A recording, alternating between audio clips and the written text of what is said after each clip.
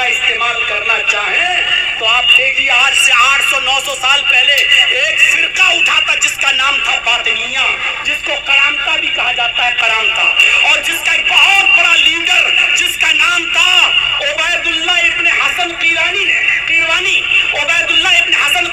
نے اپنی ایک کتاب کے اندر لکھا ہے، دیکھیے عقل کا کیسے ناجائز استعمال کیا۔ اس نے لکھا ہے کہ یہ کتنی بڑی بے عقلی کی بات ہے، یہ کتنی بڑی بدعقلی کی بات ہے کہ لوگ اپنی بہن سے نکاح نہ کریں اور دوسرے کی بہن بیٹی کے ساتھ نکاح کر لیں، جبکہ بہن اپنے بھائی کے مزاج کو جانتی ہے، اس کے مزاج سے واقف ہے، وہ جانتی ہے میرے بھائی کا غصہ کب آتا ہے، وہ جانتی ہے کہ میرے بھائی کا غصہ کیسے دور ہوتا ہے۔ ایک بہن اپنے بھائی کے مزاج سے اچھی طرح واقف ہے، وہ خوبصورت بھی ہے، وہ حسین ہے اور جمیل بھی ہے، لیکن یہ کتنی بڑی بدعقلی کی بات ہے کہ ایک بھائی اپنی خوبصورت بہن کو اور ہم مزاج بہن کو چھوڑ کر دوسرے کی بہن سے شادی کر لیتا ہے اور اپنی بہن کو کسی دوسرے کے حوالے کر دیتا ہے۔ جبکہ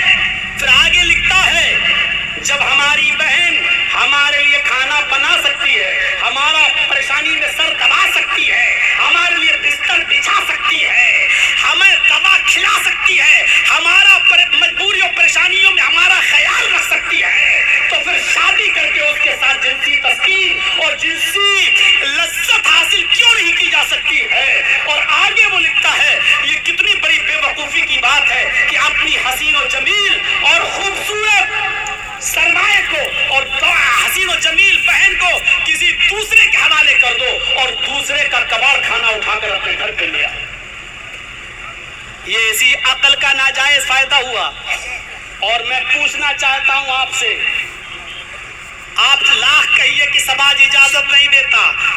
یہ اجازت نہیں دیتا، وہ اجازت نہیں، یہ سب کہنے والی بات ہے، لیکن مجھے یہ بتائیے کہ عقل کے طور پر اس نے کون سی غلط بات کہی تھی؟ اگر عقل ہی کو آپ دخل دیں گے اور ہر چیز عقل سے سوچیں گے تو آپ بتائیے عقلی طور پر اس میں کیا برائی ہے کہ میں اپنی خوبصورت بہن کو کسی ایسے انسان کے حوالے کر دوں کہ جس کی زندگی سے ہم واقف نہیں ہیں، جس کے غصے گرمی سے ہم واقف نہیں ہیں، جس کی رازدارانہ زندگی سے ہم واقف نہیں ہیں، ہم اپنی بہن کو اس کے حوالے کر دیں اور دوسرے کی بہن کو ہم لے آئیں جس سے ہم واقف نہیں ہیں۔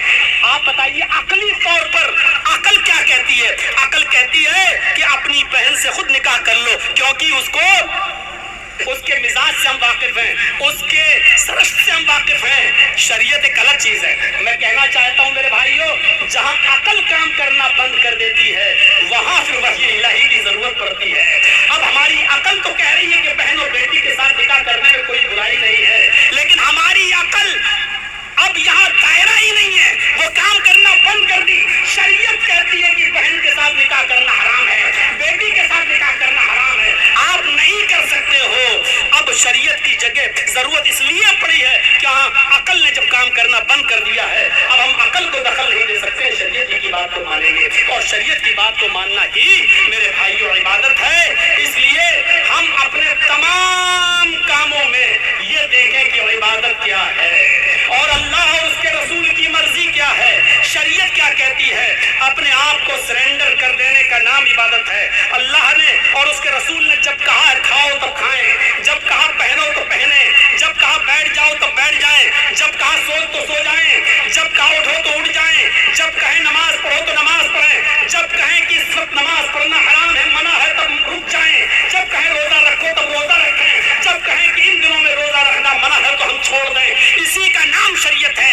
اسی کا نام عبادت ہے، اور اسی عبادت میں میرے بھائیوں عقل کو دخل نہیں ہے۔ اب شریعت میں وہی چلے گا، اگر مکھی ہمارے کھانے پینے کی چیز میں گر جائے تو اللہ کے رسول فرماتے ہیں اس کو پکڑ کے پورا ڈبو دو، کیونکہ جب وہ پاپ کھانے میں پینے میں گرتی ہے پانی میں تو وہ اپنا بیماری والا پر ڈالتی ہے، اللہ نے اس کے دوسرے پر میں شفا رکھی ہے، جب آپ اس کو پورا ڈبو دو گے تو اس کی شفا اس بیماری کو کاٹ دے گی۔ اب ہم اپنی عقل کو دخل نہ دیں، صاحب مکھی گر گئی، اب ہم یہ کھانا کیسے کھائیں، نہیں اس کو ہٹا دیں، یہ کر دیں۔ شریعت نے کہہ دیا ہمیں ماننا ہے، شریعت نے کہہ دیا کہ لڑکا کا پیشاب نہیں دھویا جائے گا، صرف چھینٹا مارنے سے کام چل جائے گا۔ لڑکی اگر پیشاب کر دے، بچی آپ کی چاہے وہ دودھ ہی کیوں نہ پیتی ہو، چھوٹی کیوں نہ ہو، اگر وہ پیشاب کر دے تو اس کے پیشاب کو دھلا جائے گا۔ آپ شریعت سے سوال نہیں کر